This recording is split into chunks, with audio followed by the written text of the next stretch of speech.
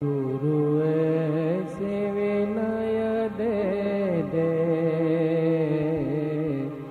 गुणगान करूं तेरा।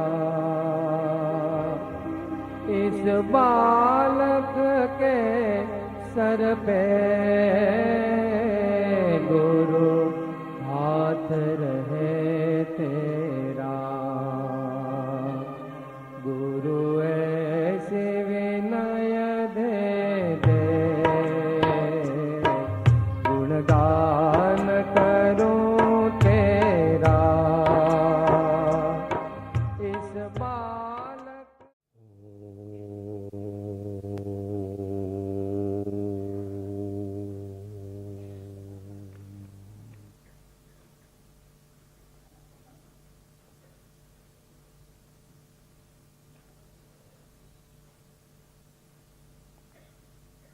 કૃપાળુદેવના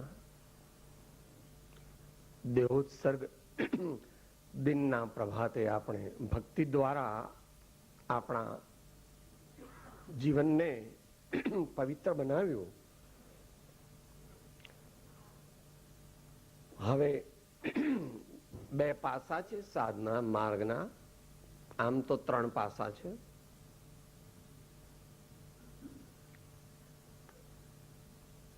હૃદયની પવિત્રતાથી આપણી સત્પાત્રતા પ્રગટે છે. તત્વજ્ઞાનના અભ્યાસથી આપણને જીવ અજીવ પ્રયોજનભૂત તત્વ જાણવા મળે છે, સમજવા મળે છે, એનું જ્ઞાન થાય છે, એનો વિશેષ અભ્યાસ કરવાની પ્રેરણા મળે છે. અને ચારિત્ર પાપ પ્રવૃત્તિથી નિવૃત્તિ. પાપ પ્રવૃત્તિથી નિવૃત્તિ, પુણ્ય ધર્મ પ્રવૃત્તિઓમાં પ્રવૃત્તિ અને શુદ્ધ ચૈતન્યનો લક્ષ્ય. શુદ્ધ ચૈતન્યનો લક્ષ્ય. તો આ બધું આપણા જીવનમાં આપણે પ્રાપ્ત કરવું છે. તે માટે આજે હૃદયને પરમાત્માની અને કૃપાળુદેવની ભક્તિથી પ્લાવિત કરીને હવે આપણે આગળ ભગવાનની વાણી, શ્રી જિનેશ્વર પરમાત્માની વાણી, તેનું કૃપાળુદેવે જે રચના કરેલી છે શિક્ષા પાઠ 107, એના આધારે સમય અને શક્તિની મર્યાદામાં કરીશું.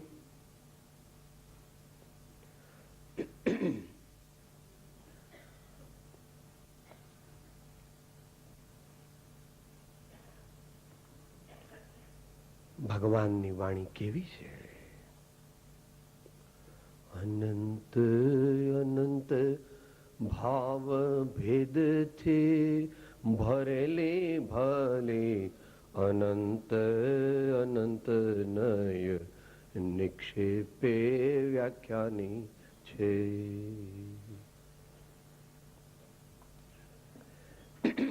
પહેલી 2 લીટી છે એ થોડી શાસ્ત્રીય છે. વાંધો નહીં.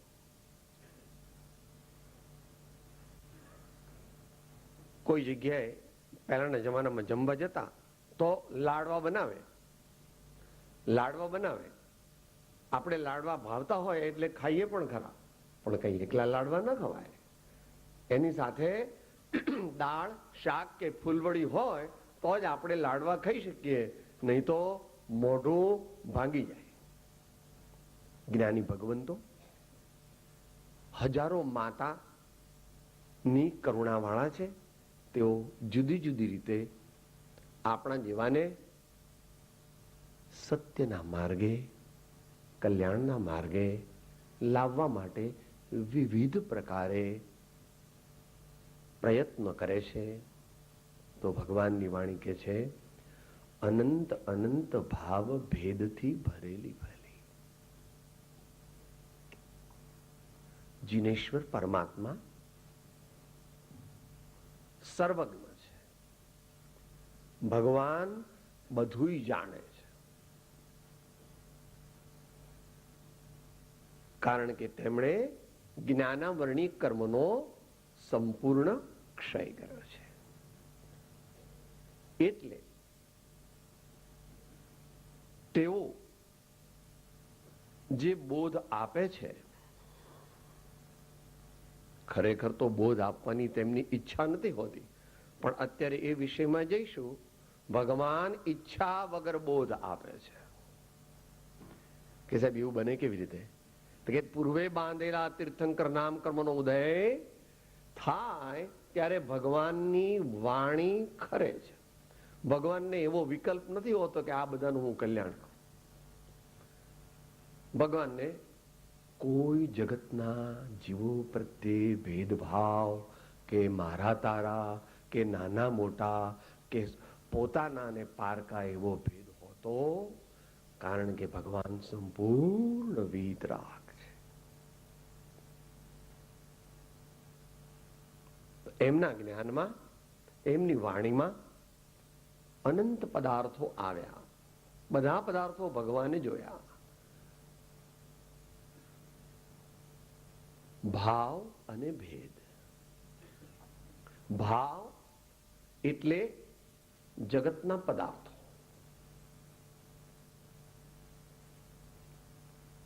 મુખ્ય બે છે. આપણે અત્યારે સમયની મર્યાદામાં ટૂંકામાં જઈએ. જીવ અને અજીવ. આત્મકલ્યાણ કરવું છે તો પોતાની જાતને જાણવી પડશે. અને પોતાની જાતને જાણવામાં જે બાધક છે, જે ઓબ્સ્ટ્રક્શન્સ છે, જે ઓબ્સ્ટેકલ્સ છે, તેને બાજુમાં કરવા પડશે. કૃપાળુદેવે એના 4 પ્રકાર કયા છે? લોક પ્રતિબંધ, સ્વજન પ્રતિબંધ, દેહાદિ પ્રતિબંધ અને સંકલ્પ વિકલ્પ પ્રતિબંધ. આને દૂર ન કરીએ અને કહીએ કે મને આત્મા જોઈએ છે, તો મળી શકે નહીં. જેટલા મળે તેટલા. સર્વ પ્રકારના પ્રતિબંધો તો આપણે અપૂર્વ અવસરની દશાને પામીએ ત્યારે સર્વ સંબંધનું એ બંધન તીક્ષ્ણ છેદીને વિચરશું કવ મહત પુરુષને પંથ જો. તો જીવ એટલે આપણે. આ તમારી સામે મૂળદું બેઠું છે અને એ મૂળદું બોલે છે, પણ એ મૂળદું પોતે નથી બોલતું, પણ એમાં બેઠેલો ચૈતન્ય જે છે તે હું છું. અને એની પ્રેરણાથી આ મૂળદું બોલે છે, પણ છે બે જુદા. જે અંદરમાં પ્રેરણા આપનારો છે, જે જાણવા દેખવાના સ્વભાવ વાળો છે, અને જે આ મૂળદું છે એ તો સ્પર્શ રસ ગંધવર્ણ વાળું છે. જો હું જતો રહું તો 4-6 કલાકમાં તમે આને ડિસ્પોઝ ઓફ કરી નાખો. જલ્દી જલ્દી પતાવો ભાઈ, તો સાંજનું ખાવાનું બગડે નહીં. ભેદ. જડ ને ચૈતન્ય બંને દ્રવ્યનો સ્વભાવ ભિન્ન, સુપ્રતીતપણે બંને જેને સમજાય છે, એમ આપણને એ બેનો ભેદ પાડવાની આજ્ઞા કરેલી છે. એ એકદમ ન પડે.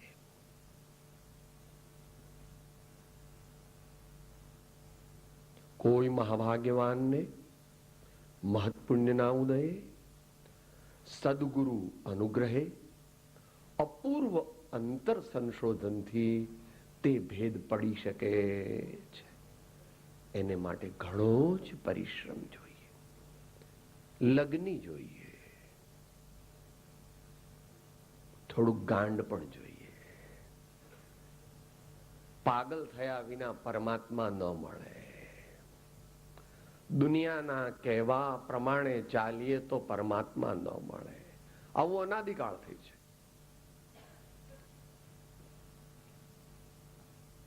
તો જીવના અનેક ભેદ છે. એક કહો તો ચૈતન્ય, જ્ઞાન ગુણ જેનામાં છે તે. 2 કહો તો સંસારી અને સિદ્ધ. 3 કહો તો બહિરાત્મા, અંતરાત્મા, પરમાત્મા. 4 કહો તો ગતિ પ્રમાણે. એમ અનેક ભેદ છે. અનંત અનંત ભાવ ભેદથી ભરેલી ભલી અનંત અનંત નય નિક્ષેપે વ્યાખ્યાની છે. ભલી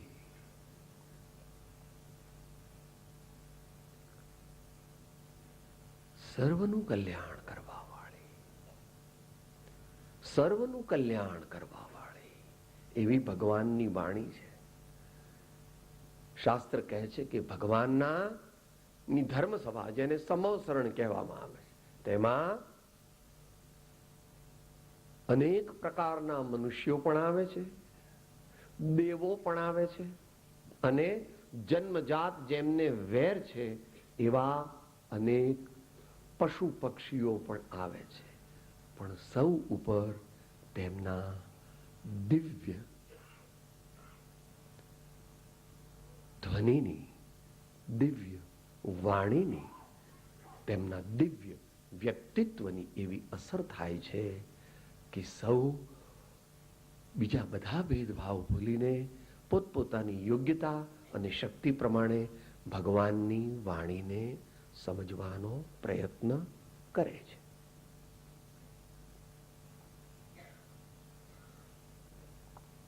અનંત અનંત નય નિક્ષેપે વ્યાખ્યાની છે. શબ્દ અનંત તે શબ્દ પ્રમાણે બરાબર છે, આપણા જેવા માટે ઘણા બધા. કારણ કે અનંતને કંઈ આપણે જાણી શકીએ નહીં. કોઈ પણ છદ્મસ્ત જીવ અનંતને જાણી શકે નહીં. નય, નય એટલે શું? નય એટલે એક પડખાથી કરેલું જ્ઞાન. Knowledge obtain from one viewpoint. એક પાસાથી કરેલું જ્ઞાન. જેમ કે આ શ્રીમદ રાજચંદ્ર ગ્રંથ છે, તો કે આ એ પણ શ્રીમદ રાજચંદ્ર ગ્રંથ છે. કોઈ કે આ કે એ પણ શ્રીમદ રાજચંદ્ર, કે સાહેબ આ એ પણ શ્રીમદ રાજચંદ્ર ગ્રંથ છે. કે સાહેબ બધા સરખા તો નથી. બધા સરખા નથી તો પણ એ બધા ભેળા મળીને જે થાય તે પરમ કૃપાળુ શ્રીમદ રાજચંદ્રના પવિત્ર વચનામૃત છે. એ પ્રમાણે દરેક વસ્તુને સમજવી.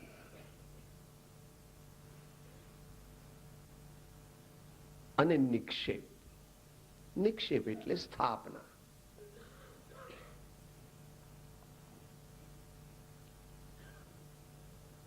નામ, દ્રવ્ય, ભાવ ઇત્યાદિ પ્રકારે 4 પ્રકારે સ્થાપના છે. જેમ કે અહીંયા આગળ ચિત્રપટ છે, તો આપણે એમ કહીએ છીએ કે આ કૃપાળુદેવ છે. એ કઈ કૃપાળુદેવ નથી. કૃપાળુદેવનો આત્મા તો જ્યાં છે ત્યાં આગળ છે. આ તો એમનું પ્રતીક છે. અવલંબન માટે આપણે આ બધી વ્યવસ્થા કરીએ છીએ. તમારો દીકરો હોય એનું નામ તમે પારસનાથ પાડો તો કઈ ઈ પરમાત્મા થઈ જાય કે આ પારસનાથ છે ને? અરે ભાઈ, તમારા દીકરાનું નામ પારસનાથ છે એ વાત બરાબર, પણ એ તો નામની અપેક્ષા છે. એ કઈ પરમાર્થ નથી. તો નામ, નિક્ષેપ, દ્રવ્ય, ભાવ એ પ્રકારે ભગવાને વસ્તુને સમજાવવા માટે અને આત્માની સિદ્ધિ માટે આપણને અનેક પ્રકાર બતાવ્યા છે. હમણાં આપણે અંતિમ સંદેશ ભાઈ શ્રી ભરતભાઈ પાસેથી સાંભળ્યો.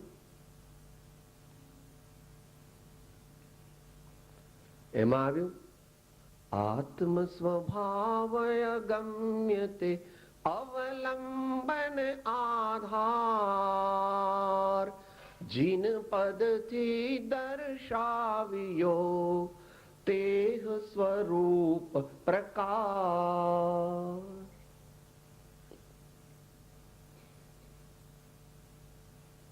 મંદિર શા માટે?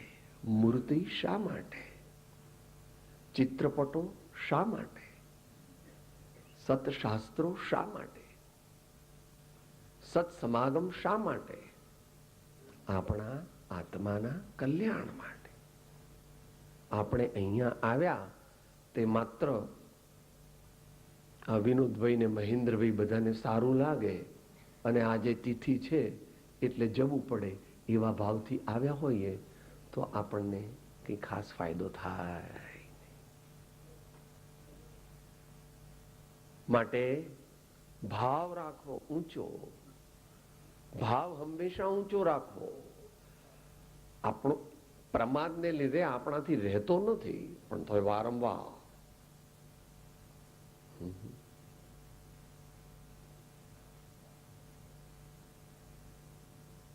try and try again, boys, you will succeed at last. ક્ષણે ક્ષણે, કાર્યે કાર્યે, પ્રસંગે પ્રસંગે આપણા જીવનનો વિકાસ થાય, આપણું કલ્યાણ થાય એવો પ્રકાર આપણે ભજવો જોઈએ. એક જ નહીં એટલે આપણે વાત કરીએ હમણાં એક પડખેથી કરેલું જ્ઞાન. એકને જ આખું માની લઈએ તો ન ચાલે. કોઈ કે આપણે ભક્તિ કરીએ તો મુક્તિ થાય, તો કે વાત સાચી, પણ કૃપાળુ દેવે એકલું એટલું નથી કહ્યું. બોલો તો શપથ પત્રમાં છઠ્ઠું પદ કીધું ને ભાઈ.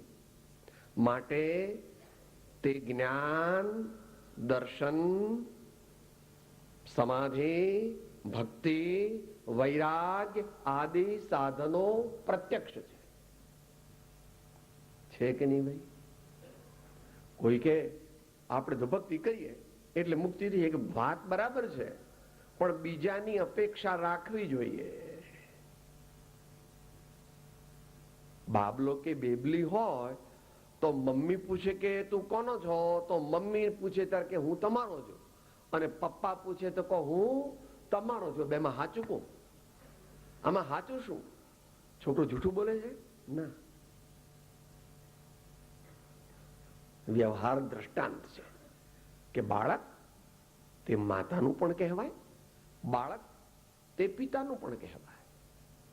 એમ એકલો વ્યવહાર નહીં, કામમાં નહીં આવે, મુક્તિ નહીં થાય. એકલો નિશ્ચય નહીં, કામ નહીં થાય. કે શું કરવું પછી? તે કે કૃપાળુ દેવે આજ્ઞા આપી, આત્માર્થી હોય તો એ ત્રીજી ગાથામાં કહ્યું. પહેલી લીટીમાં નિશ્ચય નહીં કહ્યું, બીજી લીટીમાં વ્યવહાર નહીં કહ્યું, અને એ બેનો સંબંધ પણ પ્રસ્થાપિત કર્યો. નહીંની વાત ચાલે છે, નહીંની વાત ચાલે છે. એક હોય ત્રણ કાળમાં પરમારથનો પંથ, પ્રેરે તે પરમાર્થને તે વ્યવહાર સંબંધ. આપણી ભૂલ ક્યાં થાય છે કે આપણે એકને પકડી લઈએ છીએ અને પછી બીજાને છોડી દઈએ છીએ. એવું ન ચાલે. સાચું તે મારું, મારું તે સાચું એ દ્રષ્ટિ નથી, એ કલ્યાણકારી દ્રષ્ટિ નથી. મારું તે સાચું તે સ્વચ્છંદ છે. અને ભગવાને, આચાર્યોએ, જ્ઞાનીઓએ કહ્યું તે બધું સત્ય છે.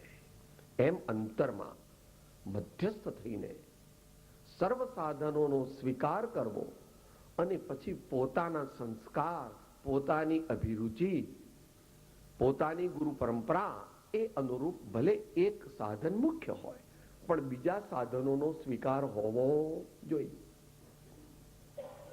હમણાં જ વાત થઈ, એકલા લાડવા ન ખવાય, થોડીક દાળ પણ જોઈએ, થોડું શાક પણ જોઈએ, કે થોડો ફૂલવડી પણ જોઈએ. એટલે બંનેનો સમન્વય કરીને કૃપાળુ દેવે 8મી ગાથામાં જ્યાં જ્યાં જે જે યોગ્ય છે ત્યાં સમજવું, તે એટલાથી પૂરું નહીં થાય. ત્યાં ત્યાં તે તે આચરે આત્માર્થી જનતે. આપણે ક્યાંક ને ક્યાંક અટકી જઈએ છીએ, એ ન અટકીએ એ માટે સત્સંગની જરૂર છે, સદગુરુની જરૂર છે, વિશેષ જ્ઞાની અને ગુણિયલ જનોના નિરંતર સમાગમની જરૂર છે. એ વિના પોતે પોતાની જાતે બધું કરી લેશે એવી માન્યતા તેને જ્ઞાની પુરુષો સ્વીકારતા નથી. એટલું જ નહીં, મુનિ થઈ જાઓ તમે તો પણ આચાર્ય શ્રી કુંદકુંદ સ્વામી પ્રવચનસારમાં કહે છે કે હે મુનિ, જો તારે પ્રાપ્ત કરેલા પ્રગટ કરેલા ગુણો તેને નરીશ કરવા હોય, તેને સાચવવા હોય અને તેને વર્ધમાન કરવા હોય તો નિરંતર સમકક્ષ કે વિશેષ ગુણિયલ જનોના સમાગમમાં રહેજે. તો એમ આપણને કહ્યું કે આવી ભગવાનની વાણી છે, એને જે બધા પાસાથી ભગવાને કહી છે તે બધા પાસાથી સ્વીકારીએ તો આપણામાં સમતા આવે, કશાય થાય નહીં, ઉગ્ર સ્વભાવ થઈ જાય નહીં, હઠાગ્રહ, મતાગ્રહ, દુરાગ્રહ એ બધું મટે અને આપણો આત્મા શાંતિને પામે, કલ્યાણને પામે, સમતાને પામે અને એનું જ નામ ધર્મ. આગળ કહે છે ભગવાનની વાણી કેવી છે, ભગવાનની વાણી કેવી છે. સકળ જગત હિત કારિણી હારિણી મોહ તારિણી ભવાબ્ધિ મોક્ષ ચારિણી પ્રમાણી છે.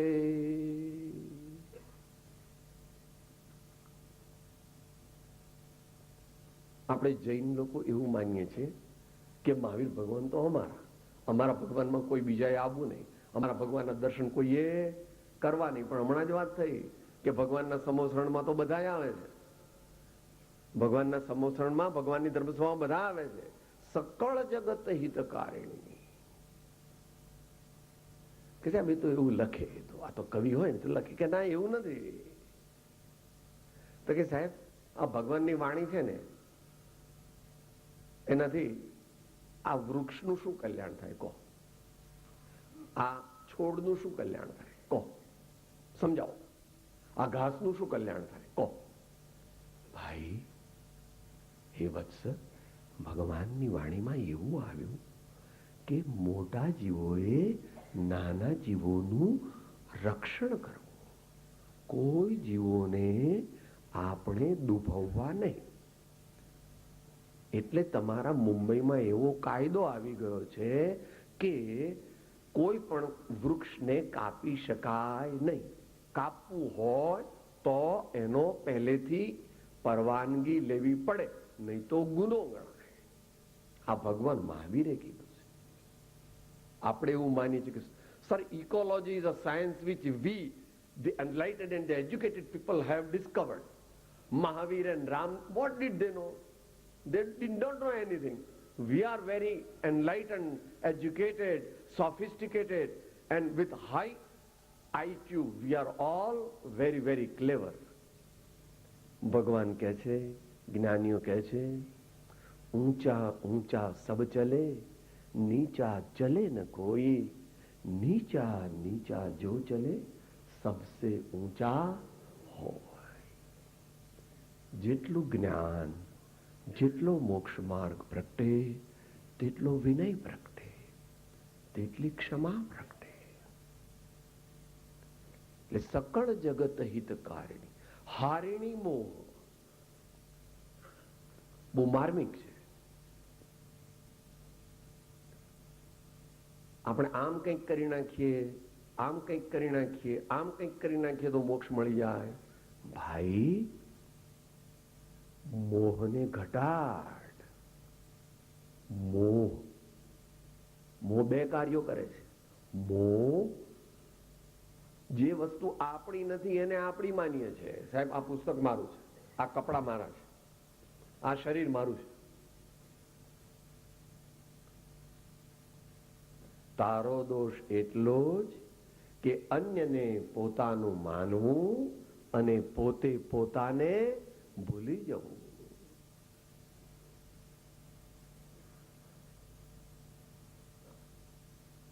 હારિણી મોહ. અને બીજું, મોહ થવાથી તીવ્ર ક્રોધ, તીવ્ર અભિમાન, એવા બધા ભાવ થાય, એ પણ મોહ છે. એ મોહના બધા પાસા છે, એની મોટી સેના છે. મોહની સેનાના કેટલા છે સેનાપતિઓ? મુખ્ય મોહની સેનાના સેનાપતિઓ કેટલા? મોહરાજાના મુખ્ય 2, પણ ટોટલ 28 કમાન્ડર્સ છે એના. એનો રાજા તે મોહ છે, અને એની સેવા મોટા મોટા રાજા, મહારાજા, ધીરાજા, સેનાપતિઓ બધા મોહની સેવા કરે.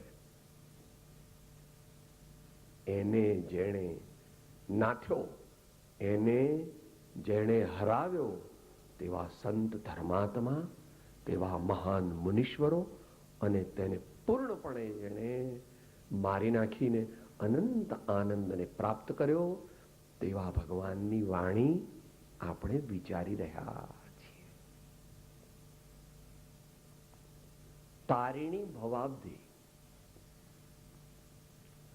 સંસાર રૂપી સાગરથી પેલે પાર લઈ જવામાં ભગવાનની વાણી નૌકા સમાન છે.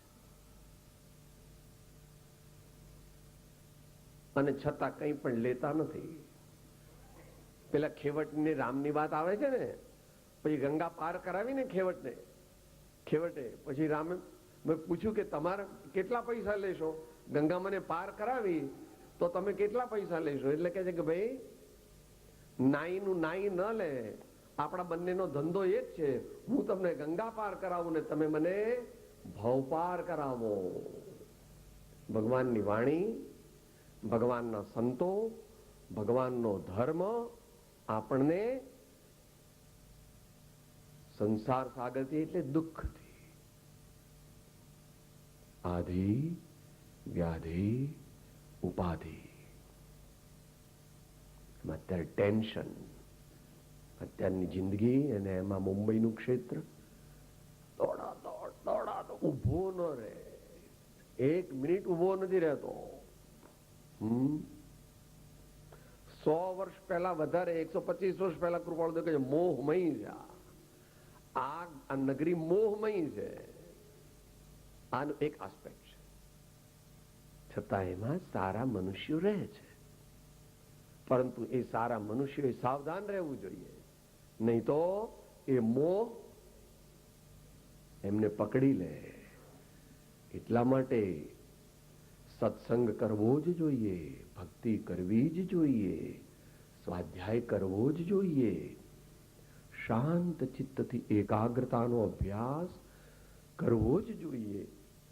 એ દ્વારા અહીં કે છે તારિણી ભવાબ્ધિ, મોક્ષ ચારિણી.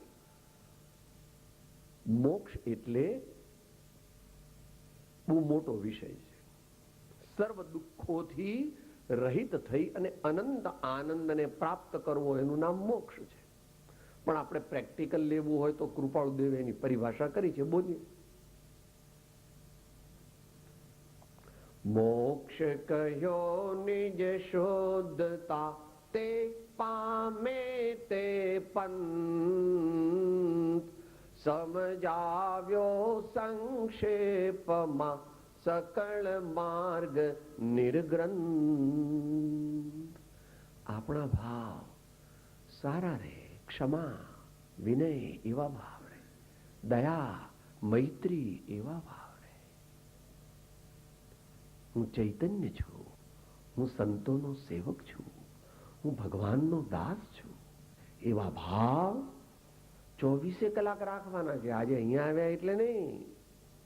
તમારી ફેક્ટરીમાં જાઓ ને બધા મેનેજરો બેઠા હોય, બધા ડાયરેક્ટર્સ બેઠા હોય, અને તમે ચેરમેન હો, ત્યારે પણ વિચારવું કે હું તો સૌનો મિત્ર છું, હું તો સૌનો કથનચિત સેવક છું. એમ 254 કીધું છે, પરમ વિનયની પ્રાપ્તિમાં. અભ્યાસીઓ ત્યાંથી વાંચી લેવું. સમય જરા કહેજો, 10 મિનિટ. મોક્ષ ચારિણી પ્રમાણી છે. મોક્ષમાં આગળ આગળ જઈ શકાય છે. જેમ જેમ આપણે ભગવાનની વાણી આપણા હૃદયની અંદર ઉતારીએ. વાણી એટલે વાણીમાં કહેલો ભાવ. ભગવાન કહે છે આત્મા છે. આત્મા એટલે તું, તું એટલે હું, એટલે આપણે. આપણે આત્મા છીએ, આપણે નિત્ય છીએ, આપણે અજ્ઞાનથી કરતા છીએ, અજ્ઞાનથી ભોગતા છીએ. એથી આપણે છૂટી શકીએ છીએ અને એ છૂટવાના ઉપાય પણ છે. આવું બધું આપણે જાણીએ છીએ પણ મનમાં માનતા નથી કે આવું સાહેબ તમારા બધાને સ્વામીઓ બંગલે આવજો તો ખબર પડે હું કોણ છું. હું કે તમારે જેવો કોઈ હાલી મોવાલી નથી. બંગલે આવો તો ખબર. ભગવાન કહે છે તું આત્મા છો, પણ આ જીવ કહે છે નહીં, હું તો મગનભાઈ છગનભાઈ નગર શેઠ, હું કલેક્ટર છું, હું કમિશનર છું. યોગ્ય નથી. પ્રમાણિક છે આ જમાનો. એવું કહો છો કે અમે બુદ્ધિવાદનો જમાનો છે. આ બુદ્ધિવાદનો જમાનો છે. આવી બધી જૂની પોથીમાં લખેલું આવું બધું એ અમે કઈ માનીએ નહીં ભાઈ. ઘણા જન્મ લે ત્યારે ખબર પડે કે પ્રમાણ તે શું છે. Equilibrium, balance of mind.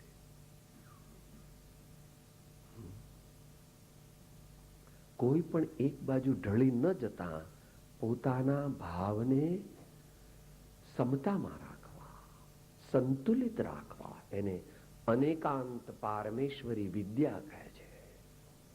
વિકટ છે.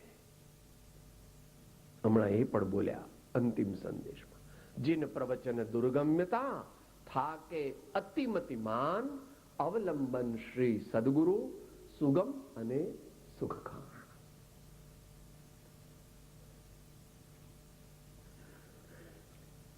ઉપમા પ્યની જેને તમારા મિતે વ્યર્થ, આપવાથી નિજ મતિ મપાઈ મેં માની છે. કોઈ બહુ સારી વસ્તુ હોય અને કોઈ પૂછે કેવી હતી, કેવી હતી,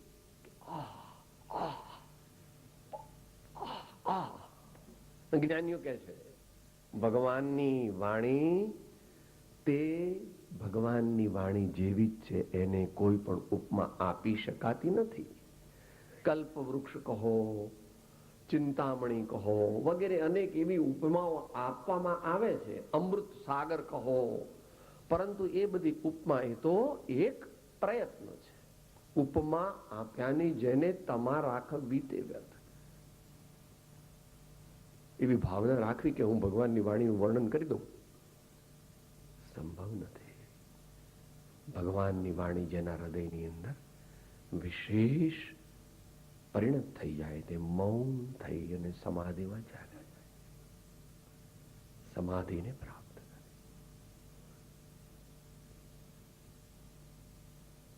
આપવાથી નિજ મતિ મપાણી મેં માની. મેં પ્રયત્ન કર્યો કે ભગવાનની વાણી આવી છે, આવી છે, આવી બહુ વિચાર કર્યો, પણ મેં જાણ્યું કે મારી બુદ્ધિ ટૂંકી પડે છે ને ભગવાનની વાણીના ગુણો તો અનંત છે. જેવા ભગવાન છે એવી ભગવાનની વાણી છે. જેવા ભગવાન છે તેવી ભગવાનની વાણી છે.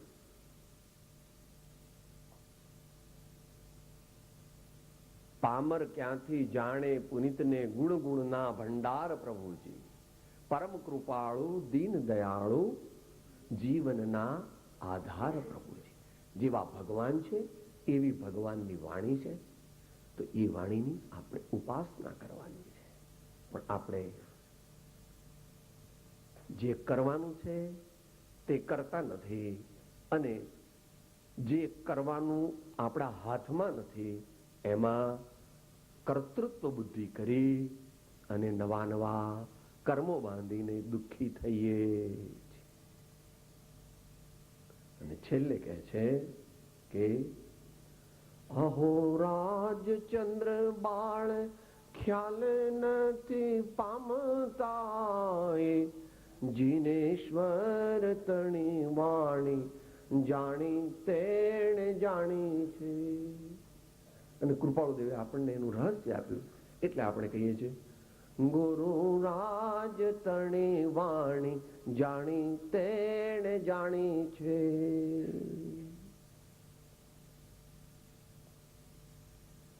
માર્મિક છે. સમય પૂરો થવા આવ્યો છે. બાળ કે છે મોટા મોટા વિદ્વાનો બોસ્ટન, ઓક્સફર્ડ, કેમ્બ્રિજમાં કે મુંબઈ કે કલકત્તામાં 4 ગ્રેજ્યુએટ ને ગોલ્ડ મેડાલિસ્ટ હોય તેને કે છે બાળજીવ છે. બાળજીવ એટલે બાબલો હોય ને નાનો, એ શું સમજે? એ તો સળગતો કોલસોય પકડે. એને ખબર છે કે આ દાજીશ તો બળી જઈશ. જગતના જીવો બધું જાણે છે, પણ એકડા વિનાના મીંડા જેવું છે. જબ જાન્યો નિજ રૂપ કો તબ જાન્યો સબ લોક, નહીં જાન્યો નિજ રૂપ કો સબ જાન્યો સો ફોક. જ્યાં લગી આત્મા તત્વ ચિન્હ્યો નહીં ત્યાં લગી સાધના સર્વ જૂઠી. માનુષા દેહ તારો એમ એળે ગયો, માવઠાની જેમ વૃષ્ટિ ઉઠી. ખ્યાલ નથી પામતા.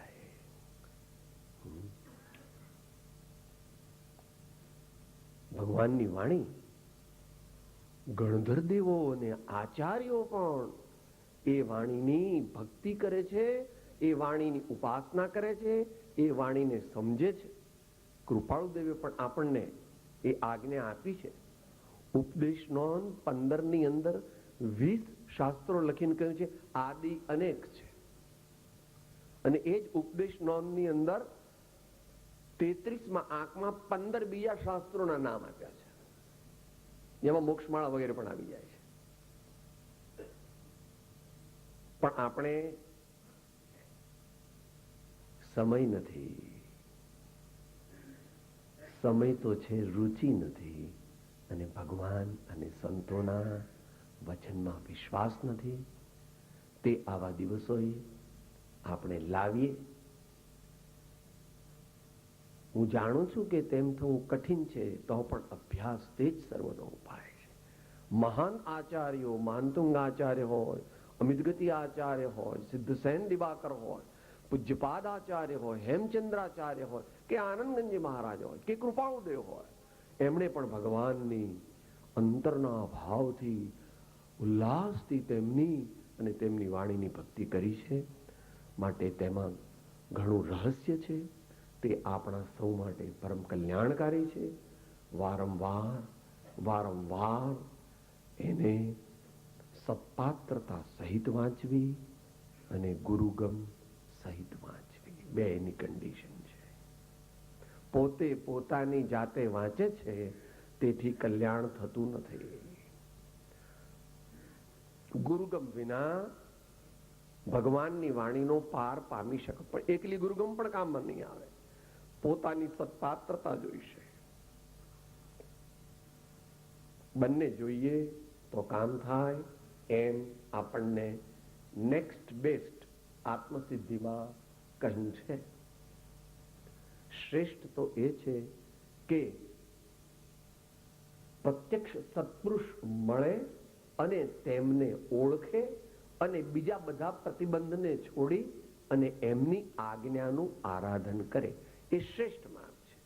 પરંતુ બધાને એટલા બધા પુણ્યનો ઉદય પણ નથી, બધા એવો પુરુષાર્થ પણ કરતા નથી.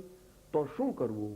એ પછી આપણે અંતમંગળ બોલીએ કે ભાઈ સત્પુરુષ ન મળે તો શું કરવું?